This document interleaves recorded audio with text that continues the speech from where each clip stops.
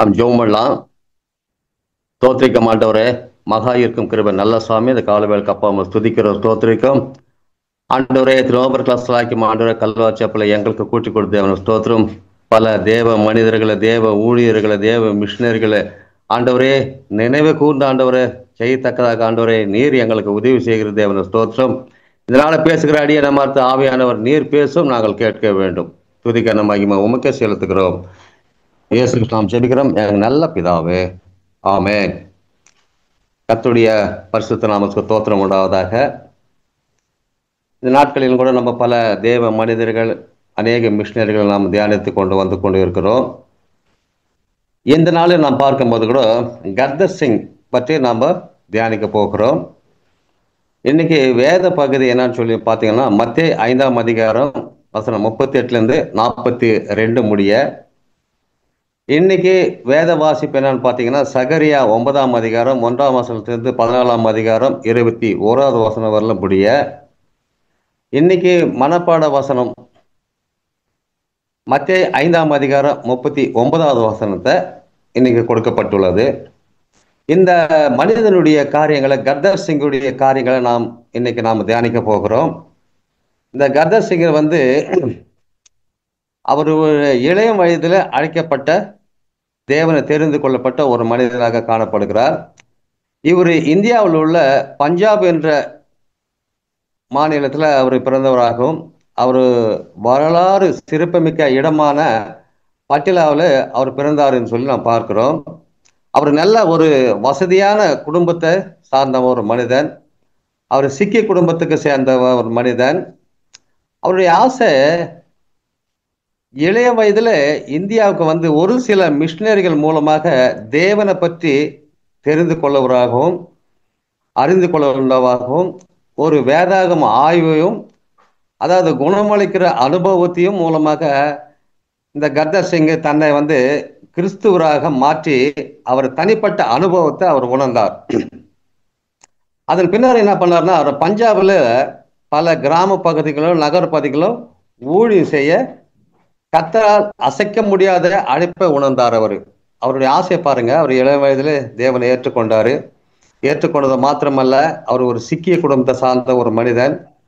அவரு தான் மாத்திரம் இல்ல, உண்மையானவர் இயேசு கிறிஸ்து என்று அநேகருக்கு தன்னை போல இயேசு கிறிஸ்துவை ஏற்றுக்கொள்ள வேண்டும் வாஞ்சி உள்ளவராக அநேக இடங்களுக்கு அந்த அழைப்பை ஏற்றுக்கொண்டு அந்த அழைப்பில் உறுதியாக இருந்து அநேகருக்கு சென்று அவர் இயேசு கிறிஸ்துவை பற்றி அவர் அறிவிக்கிறார். ரெண்டாவது, அவருடைய வாழ்க்கை நாம் பார்த்தோம்னு சொன்னால் மிஷினரி ஊழியம். அது எந்தவித வாலிபராக இருப்பினும் கிறிஸ்துவின் வார்த்தைகளில் இருந்த ஜீவன், அதாவது இயேசு கிறிஸ்துவின் வார்த்தையில அவருக்கு அந்த வார்த்தை ஜீவன் உள்ளதாக இருந்தது சொல்லி இவர் உள்ளார்ந்த ஆட்சி செய்த அந்த இளைய வயதில கிறிஸ்துவின் வார்த்தைகளிடம் ஈர்க்கப்பட்டார். அதாவது இன்னைக்கு இயேசு கிறிஸ்துவ பலர் ஏற்றுக்கொள்றாங்கன்னு சொன்னா சும்மா யாரும் ஏற்றுக்கொள்வதில்லை. ஒவ்வொருவருக்கும் ஒவ்வொரு விதமாக இயேசு கிறிஸ்துவனுடைய ஈர்ப்பு இருந்ததுனால்தான் இயேசு கிறிஸ்துவை ஏற்றுக்கொள்றாங்க. அது மாத்திரமல்ல, சுவிசேஷத்துக்காக தன்னை முற்றிலுமாக அர்ப்பணித்தார் இவர். அதாவது அந்த ஊழியத்துக்காக முற்றிலுமாக தன்னை அர்ப்பணித்தார். தன் குடும்ப வசதி என அனைத்தையும் அதற்கு விலையா தந்து தன் உயிரையும் கூட இழக்க நேரிட்ட அந்த கர்தர் பஞ்சாபு மற்ற தீபத்திய சுவிசேஷத்தை பிரசங்கித்ததால் அங்கிருந்து அவருக்கு அநேக எதிர்ப்புகள் வந்தது. புத்த மதகுருகளிடம் அதிகாரிகளிடமிருந்து அவருக்கு அநேக பிரச்சனைகள் வந்தது. பயங்கரமான வெயில், பயங்கரமான சூழ்நிலை. ஆனா அப்பேற்பட்ட நேரத்திலும் கூட அவர் எதையும் கலங்காமல் தேவ பணியை செய்வதற்காக அசையாத அவர் இயேசு கிறிஸ்து ஒருவர் தான் உண்மையான கர்த்தர் என்று அங்கிருந்து அநேகருக்கு அந்த காரியங்களை செய்ய அவர் வசதியை எல்லாத்த மறந்து விட்டு கூட நம்பிக்கையில உறுதியாக இருந்து அவர் அந்த காரியத்தை செய்தார்னு சொல்லி நம்ம பார்க்கிறோம். அதாவது இன்று கர்த்தரின் வாழ்க்கை நமக்கு அவர் இன்னைக்கு நம்ம நினைக்கிறோம் அவருடைய ஊழியத்தை பற்றியும் அவருடைய காரியங்களை பற்றியும் அவரை பற்றி செஞ்ச காரியங்களை பற்றியும் இன்னைக்கு நமக்கு நினைவூட்டுற காரியமாக காணப்படுகிறது. அவர் ஒரு சாட்சியாக இருந்தார். இவர் சாட்சியின் மூலமாக தான் சாது சுந்தர் சிங் வலிமை கொண்டது என்று அவரும் உட்பட பலரை தேவ சமூகத்துக்கு தேவ காரியத்துக்கு அழைக்கப்பட்டதாக காணப்படுகிறார். அதாவது வந்து ஒரு மனிதனுடைய வாழ்க்கை பார்க்குறாங்க. முதல் வந்து இந்த சாது சிங்க சுந்தர் சிங் கிட்ட இருந்த மாற்றத்தை பார்த்து அநேகர் வந்து தேவனை ஏற்றுக்கொள்வராக காணப்பட்டுகிறார். அவருக்கு பாடுகளை சகிக்க ஒரு துணிச்சல் மிக்கிறவராக காணப்பட்டார். அதாவது வந்து விசுவாசத்துல நடக்க என்று நாம் ஒவ்வொருவரும் நம்ம அழைக்கப்பட்டு, இன்னைக்கு நம்ம எதுக்கு நம்ம அழைக்கப்பட்டு இருக்கோம்னு சொன்னா விசுவாசத்துல உறுதியாக இருக்க. அவருக்கு ஒரு துணிச்சல் இருந்துச்சு. அந்த துணிச்சல் மூலமாக நாம் தேவனை நாம் சார்ந்து இருக்கிறவர்களா காணப்பட வேண்டும். இவர் மூலியமாக நாம் கற்றுக்கொள்ள வேண்டும். நம்முடைய சாட்சிகளை கண்டு அநேக மக்கள் வந்து மனதிரும்பத்தக்கதாக நாம் இருக்க வேண்டும் அப்படின்னு சொல்லிதான் இந்த கதர் சிங்கிடத்திலிருந்து நாம் கற்றுக்கொள்ள வேண்டும். பாருங்க, இந்த கதர் சிங்கிட்ட என்ற ஒரு காரியம் அவர் இளைய வயதிலேயே அவர் அர்ப்பணித்தார். இன்னைக்கு அநேகர் என்ன பண்றாங்கன்னா, நான் ரிட்டையர்ட் ஆயிட்டு பிற்பாடாக நான் இயேசு கிறிஸ்து ஊழியத்தை செய்யணும் எனக்கு வாஞ்சி இருக்கிறது. ரிட்டையர்ட் ஆயிட்டு பிற்பாடு நீ இயேசு கிறிஸ்து ஊழியத்தை செஞ்ச என்ன செய்யலன்னு என்ன, உனக்கு தான் ரிட்டையர்டே கொடுத்தாச்சு, கவர்மெண்ட்டே ரிட்டையர்ட் கொடுத்தாச்சு. கொடுத்த பிற்பாடு நான் இயேசு கிறிஸ்துக்கு வந்து ஊழியம் செய்யணும். ஏன் முதல்ல வந்து அந்த வேலையெல்லாம் தியாகம் பண்ணிட்டு வர வேண்டியதானே, இயேசு கிறிஸ்து ஊழியம் செய்யணும், எனக்கு ஒரு வாஞ்சி இருக்குது, என் குடும்பத்துக்கு ஒரு வாஞ்சி இருக்குது அப்படின்னு சொல்லி வருவது கிடையாது. இன்னைக்கு அநேகருடைய காரியம் என்னன்னா, இந்த கதர் சிங்க போல இருக்கணும்னு ஆசை, ஆனா ரெண்டாவதாக உலகத்தையும் பார்க்கறாங்க, உலக காரியங்களை பார்க்குறாங்க. இன்னைக்கு நிறைய பேர் நான் பார்க்குறேன், நான் ரிட்டையர்ட் ஆகிட்டு போயிட்டு நான் கவர்மெண்ட் உத்தியோகத்தில் இருக்கிறேன், நான் அநேகருக்கு நான் ஊழியம் செய்கிறேன், அநேகருக்கு நான் சுவிசேஷத்தை சொல்கிறேன், ஆனால் நான் என்ன செய்கிறேன், கவர்மெண்ட் உத்தியோகத்தை நான் செய்கிறேன், ஆனால் இதையும் நான் விடமாட்டேன், இயேசு கிறிஸ்து நான் விடமாட்டேன். அப்போ ரெண்டு வண்டியில் இன்னைக்கு அநேகர் வந்து ட்ராவல் பண்ணுறாங்க. அப்போ நான் ரிட்டையர்டு ஆகிட்டு பிற்பாடு நான் ரிட்டையர்டு, உனக்கு ரிட்டையர்டு உன்னால் முடியாதுன்னு தானே உனக்கு ரிட்டையர்டாக கொடுத்துட்டாங்க. அப்போ மீண்டும் வந்து நாம் என்ன ஊழியம் நம்ம செய்ய போகிறோம்? இவர் பாருங்க, வசதி உள்ள குடும்பம் சொல்றாங்க, நல்ல பணக்கார உள்ள குடும்பத்துல வாழ்ந்த ஒரு மனிதன் இருந்தாலும் அவர் இளம் வயதுல அவர் யங் மேனா இருக்கும் போது தேவனை தெரிந்து கொண்டு தேவனுடைய ஊழியத்தை நான் செய்ய வேண்டும் அப்படின்னு வாஞ்சியாக அவர் ஊழியத்தை செஞ்சார். அவர் செய்து மாத்திரமல்ல, அவர் சாட்சியா இருந்தால அவருடைய சாட்சியை கண்டு அநேகர் வந்து தேவனை ஏற்றுக்கொண்டாருன்னு சொல்ல போறோம். உபத்திரம், பாடுகள், ஒரு பக்கம் மத விரோதிகள், ஒரு பக்கம் அதிகாரிகள் அவருக்கு விரோதமா செயல்பட்டு கொண்டே இருக்காங்க. ஆனா எல்லாவற்றுக்கும் மேலாக அவர்கிட்ட துணிச்சல் இருந்துச்சுங்க. இன்னைக்கு தேவ பணியை செய்வதற்காக இப்படிப்பட்டதான ஒரு துணிச்சல் வேண்டும். துணிச்சலோடு தான் நாம் தேவ காரியத்தை, நம்ம தேவனுக்காக நான் எதை வேணாலும் செய்வேன் அப்படின்ற நமக்கு ஒரு வைராகியம் வேண்டும். அவர் வந்து ரெண்டாவதாக அவருடைய வாழ்க்கையில விசுவாசம். அவரு நான் என்னைக்கு நான் தேவனை தெரிந்து கொண்டனோ, எனக்கு என்ன அந்த மத குருக்களால, அநேகரால, புரஜா மக்களால எனக்கு எதெல்லாம் பிரச்சனை வந்தாலும் நான் தேவனுடைய ஊழியத்தை செய்வேன் அப்படின்னு சொல்லி அவர் விசுவாசத்தோட அவர் ஊழியத்தை செய்தாருன்னு சொல்லி நாம் பார்க்கிறோம். அப்போ இன்னைக்கு வேதவாசன் நம்ம என்ன பார்க்கிறோம்னா, ரோமர் 10:14 அவரை விசுவாசியாதவர்கள் எப்படி அவரை தொழுது கொள்வார்கள் அப்படின்னு சொல்ல போகிறோம். இன்னைக்கு எனக்கு விசுவாசம் இருக்குது பிரதர், நான் நாளைக்கு பார்க்குறேன் பிரதர், நாளாடிக்கு இல்லை, நாளைக்குன்றது நமக்கு இன்னைக்கு நிரந்தரம் இல்லை. இன்னைக்கு நாம் கர்த்தருக்காக நம்ம என்ன செய்யறோம், இன்னைக்கு கர்த்தருடைய பணியை நாம் என்ன செய்யறோம், கர்த்தருக்காக எத்தனை ஆத்துமாக்களுக்கு நம்ம தேடி சென்று நம்ம காரியங்களை செய்கிறோம் அப்படின்னு சொல்லி நாம் இன்னைக்கே நாம் முடிவெடுக்கிறதா காணப்படும். நாளை என்பது நமதல்ல. அப்போ விசுவாசத்துல நம்ம உறுதியாக இருக்க வேண்டும் சொல்லி இந்த கதர் சிங்கத்துல நமக்கு அவரு கற்றுக் கொடுக்கிறவரா காணப்படுகிறார். ரெண்டாவது அவர் இடத்துல நாம் கடைசியா நாம் பார்த்தோம் என்று சொன்னார் அவருடைய வாழ்க்கை பாடம், அதாவது கலாச்சாரம். இந்த கலாச்சாரம் ரீதியிலே அவர் சவால நிறைந்தவராக காணப்பட்டார். எந்த சூழ்நிலையிலும் அச்சமின்றி பயமின்றி அந்த சுவிசேஷத்தை சாட்சிகளாக அந்த கதர் சிங் வாழ்க்கை நமக்கு கற்றுக் கொடுக்கிறது. இன்னைக்கு இவர் மூலமாக நாம் கற்றுக்கொள்ள வேண்டும். ஒரு தேவ மனிதனிடத்திலிருந்து நம்ம அநேக காரியங்களை நாம் தெரிந்து கொள்ளணும், நாம் காணப்பட வேண்டும். கதர் சிங்கிடத்துல காரியங்கள் என்ன, அவர் தைரியம் என்ன, அவர் எப்படி அந்த ஊழியத்தை செய்யறாரு, எப்படி இவருக்கு இந்த தைரியம் வந்தது அப்படின்னு சொல்லி நமக்கு அவர் ஒரு மாடல் ரோலாக நாம் எடுத்துக்கொள்ள வேண்டும். அவர் தொடக்கத்திலிருந்து விசுவாசத்துல ஒரு பெரிய அறுவடையாக செய்யணும் அப்படின்னு அவருக்கு ஒரு ஆசை. ஆனா அவர்கிட்ட இந்த காரியம் என்ன பாத்தீங்கன்னா, துணிவு, பணிவு. ஒரு காரியத்தை நம்ம செய்யணும்னா ஒரு மனிதனிடத்தில் இருக்க வேண்டிய காரியம் துணிவு இருக்க வேண்டும். ரெண்டாவது நமக்கு பணிவு இருக்க வேண்டும். இந்த துணிவு பணிவு இருந்தால் தான் இந்த தேவ பணியை செய்ய முடியும். அது இது தேவனுக்காக துணிய வேண்டும். உலக பிரகாரமாக துணியது வேற, தேவ பணியை செய்வதற்கு நம்ம இடத்துல துணிவு நம்ம இடத்துல காணப்பட வேண்டும். ரெண்டாவது நம்ம இடத்துல பணிவு காணப்பட வேண்டும் அப்படின்னு சொல்லிதான் இந்த கத்தர் சிங்கம் மூலமாக நமக்கு ஆண்டவர் இதனால நமக்கு வெளிப்படுத்துகிறார். அருமையானவர்களே, இதை கேட்கின்ற தேவ பிள்ளைகள் ஒவ்வொருவரும் கூட நம்ம இடத்துல இந்த கத்தர் சிங்களுடைய விசுவாசம் நமக்கு இருக்கிறதா?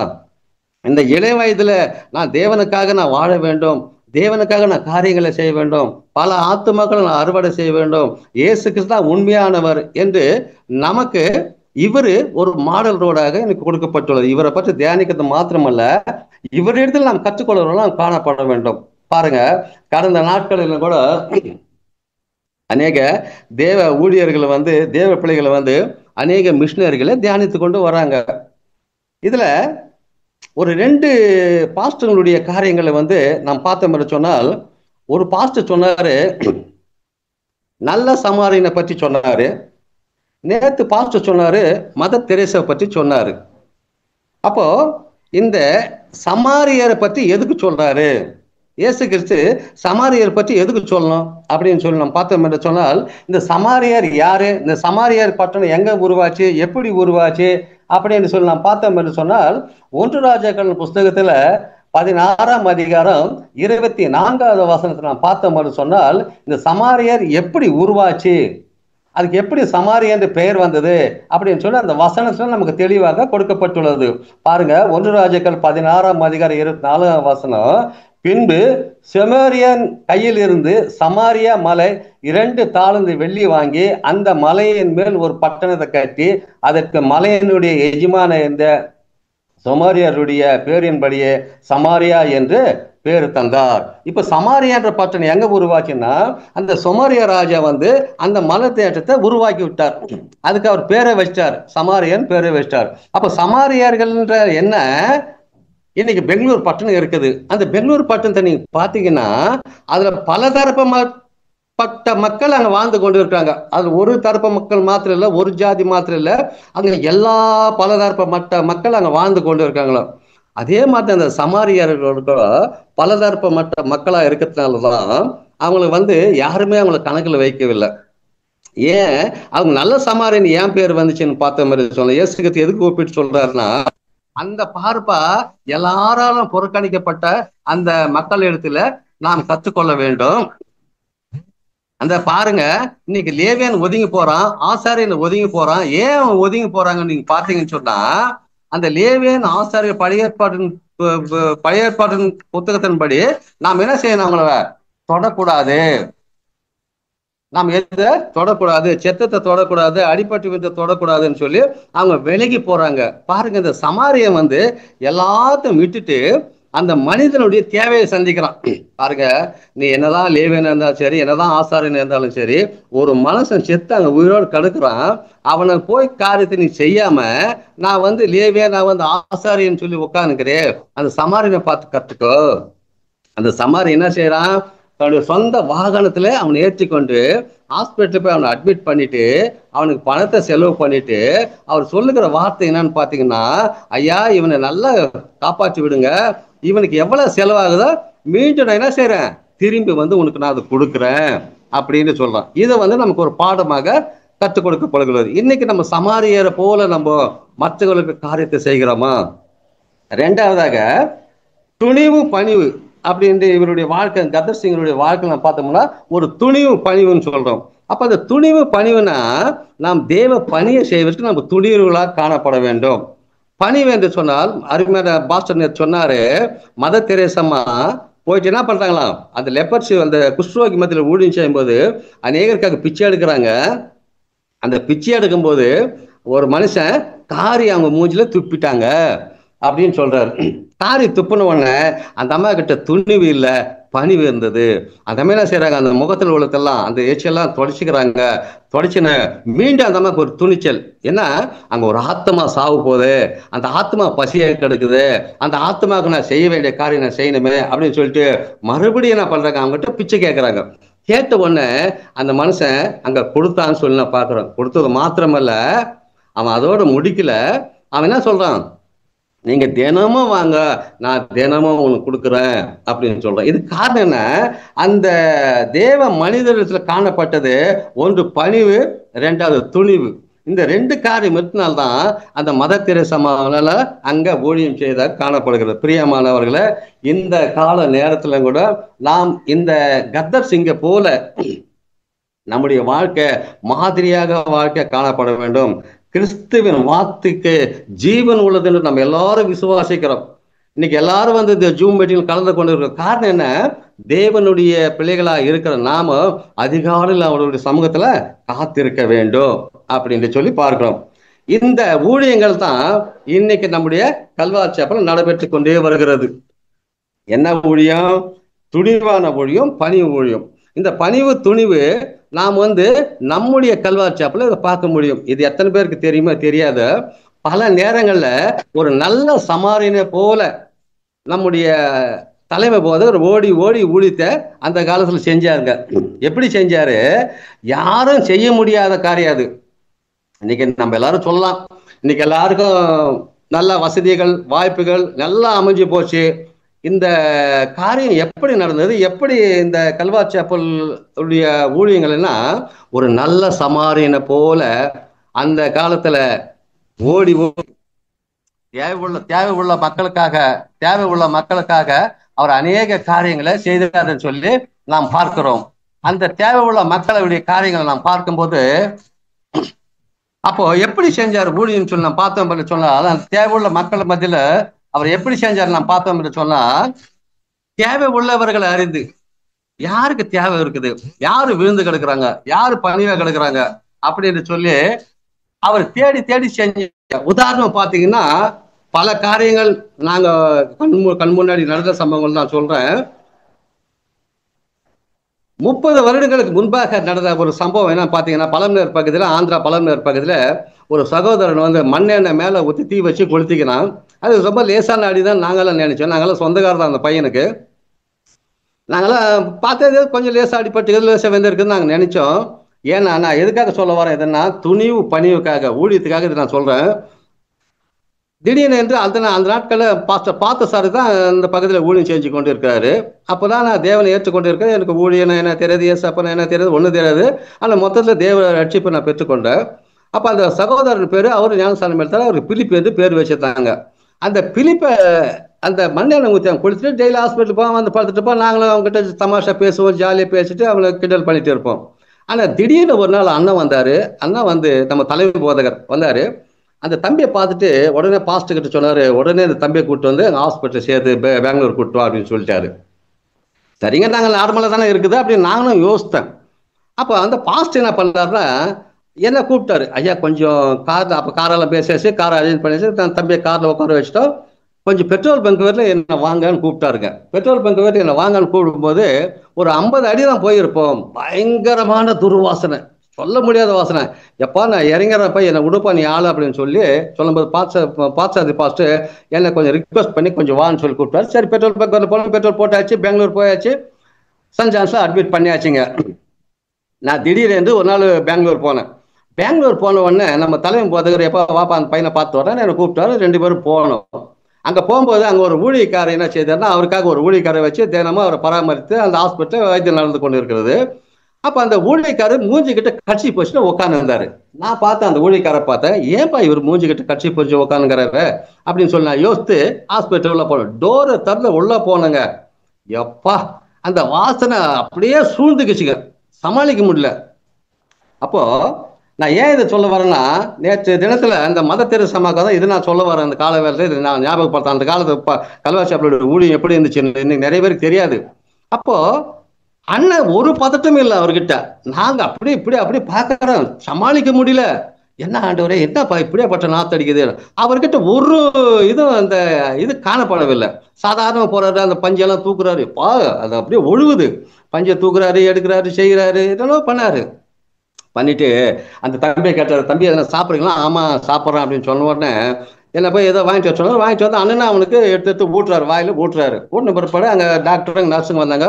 தம்பி நான் போய் பார்த்துட்டு வரேன், கொஞ்சம் அவனுக்கு ஊட்டுப்பான்னு சொன்னார். நான் எடுத்து அவனுக்கு ஊட்டி விட்டேன். பாருங்க, இது எதுக்கு நான் சொல்ல வந்தேன்னா, அவர் ஒரு இதுவும் காணப்படவில்லை. அந்த மனிதனுக்காக நாங்கெல்லாம் கூச்சப்பட்டோம், அந்த வாசனை சமாளிக்க முடியல. அந்த பாஸ்டர் சொன்னாரு, அங்கிருந்த பாஸ்டர் சொன்னாரு, பாஸ்டர் என்னால சாப்பிடவே முடியல, நான் 2 நாள் ஆச்சு 3 நாள் ஆச்சு, என்னால முடியல பாஸ்டர் எனக்கு சாப்பிட்றதுக்கு, அப்படியேப்பட்ட வாசனையா இருக்குதுன்னு சொன்னாரு. பாருங்க, இப்பேற்பட்ட வாசனை மத்தியில் உருவான் தான் நம்முடைய தியாகமான கல்வாரி அப்பருடைய ஊழியம். இது நிறைய சொல்லிட்டே போலாம். ஒரு சமாரியனை போல அண்ணனுடைய ஊழியத்தை சொல்லணும்னா, ஏன்னா நான் கிட்ட அந்த பாத்திரத்தினால எனக்கு நிறைய தெரியும். ஒரு மகாராஷ்டிரக்காரன், அதையும் நான் சொல்லி முடிக்கிறேன். ஏன்னா இந்த கதர் சிங்க செஞ்ச ஒரு காலத்துக்காக தான் நான் அதை ஞாபகப்படுத்துறேன். விசுவாசத்தில் நாம் உறுதியா இருக்க வேண்டும். ஊழியத்தை நாம் எப்படி செய்ய வேண்டும், அவர் ஒரு துணி உள்ளவராகவும் பணி உள்ளவராக காணப்பட்டதுனால தான் இது நான் ஞாபகப்படுத்துறேன் உங்களுக்கு. அப்போ பார்த்தீங்கன்னா, சம்பந்தமே இல்லாத ஒரு மனுஷன், இந்த பிலிப்பின்றாவது ஒரு விசுவாசி, அந்த லாரி டிரைவர் பார்த்தீங்கன்னா அவன் மகாராஷ்டிரக்காரன், நமக்கு அவனுக்கு சம்மந்தமே இல்லை. அவன் காது மேல கல்லு விழுந்து போய் அந்த கல்ல காலெல்லாம் போயிட்டு அவனுக்கு ஒரு பெரிய பயங்கரமான துர்வாசனை பூசியா கொட்டுதுங்க, புழா கொட்டுதான் காலில். அண்ணன் கண்ணில் திடீர்னு விக்டோரியா ஹாஸ்பிட்டல் கிட்ட பட்டுட்டுக்கிறான். உடனே அண்ணன் தூக்கி அவனை உட்கார வச்சு எடுத்துட்டு போய், யாருமே கிட்ட வரமாட்டேன்னு சொல்றாங்களாம். அப்போ அதை கழுவி செஞ்சு அவனை ஹாஸ்பிட்டலில் அட்மிட் பண்ணியாச்சு. அவனுக்காக வேலையாட்களும் நம்மளுடைய ஊழியக்காரங்களும் ஏற்பாடு தராங்க. அவன் தினம் போவாங்க, சாப்பாடு வாங்கி கொடுக்க செய்ய, இது மாதிரி எல்லாம் செஞ்சுட்டே இருந்தான் அந்த அந்த மனிதனுக்கு. ஆனா அந்த மனிதனுக்கிட்ட இருந்த ஒரு காரியம் என்னன்னு பாத்தீங்கன்னா, அந்த மனிதனுங்கிட்ட அந்த காலை நல்லா பண்ணி பாரு, யாரும் சம்மந்தம் இல்லாத ஒரு மனிதன், நமக்கு சம்மந்தம் இல்லை, நமக்கு தெரியாது, அவன் மகாராஷ்டிரக்காரன்.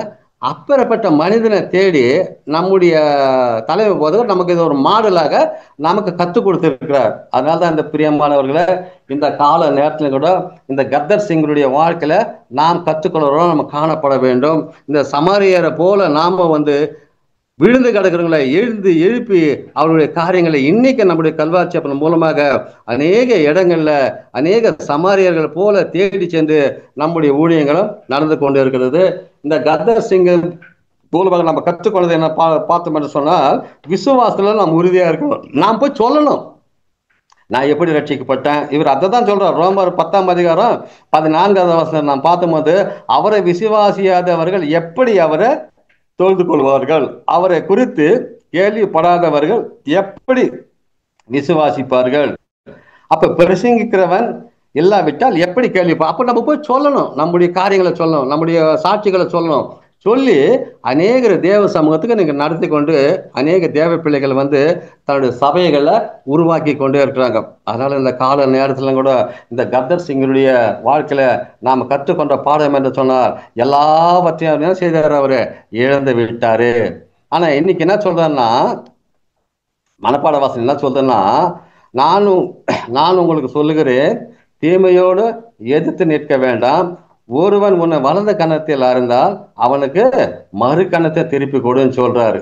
அப்ப மத்தேயு 5:39 இது நமக்கு ரொம்ப கடினமான ஒரு காரியம். அது அந்த காலத்துல ஒரு கன்னத்துல இருந்தா இன்னொரு கன்னத்தை திருப்பி காட்டின காரியம். ஆனா இன்னைக்கு நம்ம மத தெரேசாவை பற்றி நம்ம சொல்றோம், நல்ல சமாரியனை பற்றி நம்ம சொல்றோம்.